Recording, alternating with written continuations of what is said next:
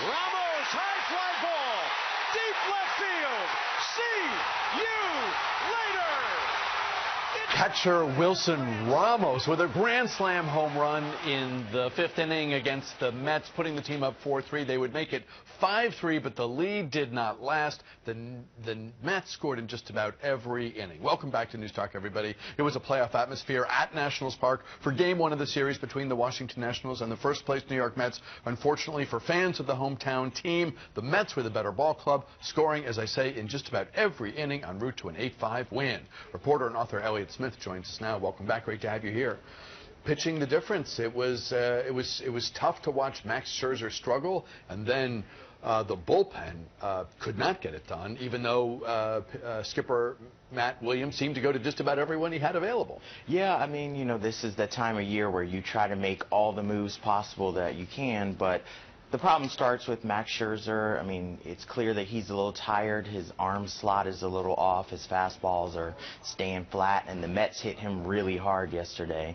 And then you have to go to the bullpen, and you try to mix and match to make those combinations, and it just wasn't working yesterday. The bullpen's been kind of an ongoing issue in trying to get to Drew Storen and Jonathan Papelbon, and those things flared up again yesterday.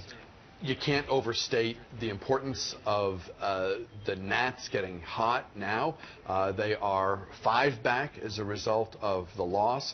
They were 4, which seemed to ignite a real palpable sense of playoff chase and playoff fever. They can still get back to 4, but Game 1 of the series did feel like a missed opportunity, and it digs the hole a bit deeper. It does, and you know, I think what fans can maybe take some solace in is if they take these last 2 games, they're right back in it. And that was the key point about them completing that 4-game sweep of Atlanta, getting them close so that this series, they didn't have to sweep it.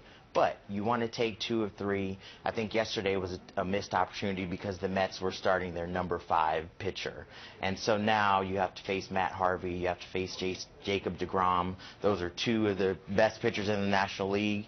And so you've made it a lot harder for yourself to get those last 2 games. Are we close to must-win territory, or is there too much calendar left to be there yet? Well, there's 25 games left. I mean, I think you have to take these 5 games left against the Mets and plan on winning them all to have an opportunity, because the Mets have a really easy schedule going down the stretch. The Nationals have a fairly easy schedule as well, but you have to win these head-to-head games now. They're 76 up, 61 down. We're 71 and 66, so it's a 5-game spread, and each team has 25 games left to play.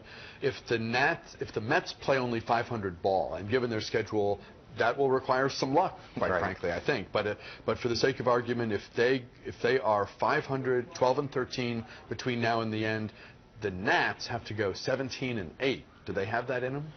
Well, I think they do. If you look on paper, you know, they have a great starting staff. Their offense is starting to click, but they haven't been able to do that this year. They haven't really been able to play a consistent stretch where you feel like this team can reel off 8 or 9 wins in a row, or they can go 12 and 3 over a 15-game stretch. There's just been too many mistakes, too many injuries, too many moves that haven't worked out. So, you know, it's definitely something that could happen. Will it happen? I lean on, I'm more pessimistic that it will happen.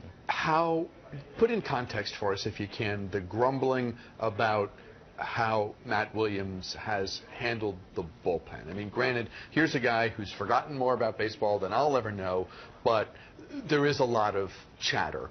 How much of it is justified? Well, I mean, I think as a new manager, working with a bullpen is one of the toughest things that a new manager can do, especially a former position player who maybe isn't as intimately involved in the bullpen. So it's tough.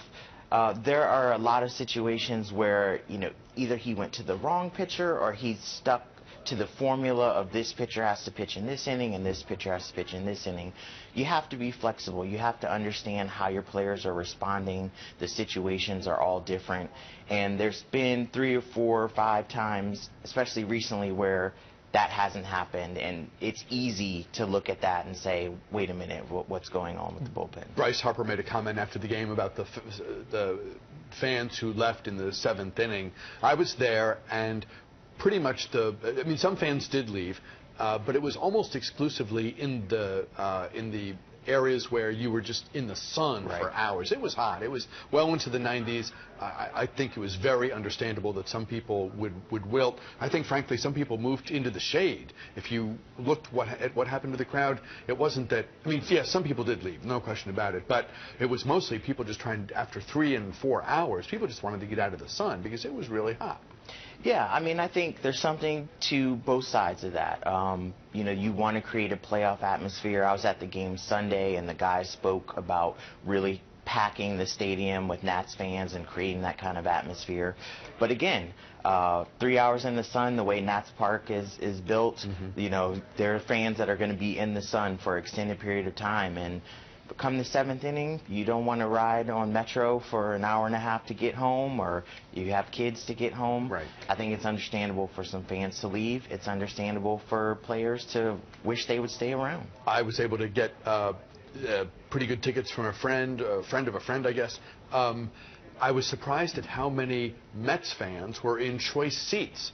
And I wonder, does that, you know, when the Mets would get a strikeout or make a good play on offense, it was startling because the noise sounded like the noise that a hometown team would make when their team does something good. Do you grow used to that when you're in Washington because it's not an uncommon occurrence, or does it bother you whenever it happens? I think it's something that is pretty natural to our city. If you remember a few years back, the Phillies fans used to take over Nats Park, and it seemed like you were in Philadelphia. So I wouldn't expect, you know, the Mets do travel well. I think the players noticed that a little bit. That, you know, like I said, they have said they want Nats fans to come out. But in the end, I mean, I think Nats fans are the overwhelming majority there, and you know, after that big inning, there wasn't that much to cheer about, so they were kind of quiet. There was the famous game where the Steelers fans seemed to outnumber Washington fans at FedEx, and I remember way back in the day, Celtics fans. There seeming to be 10 Celtics fans for every Wizards fan or Bullets fan back at Verizon.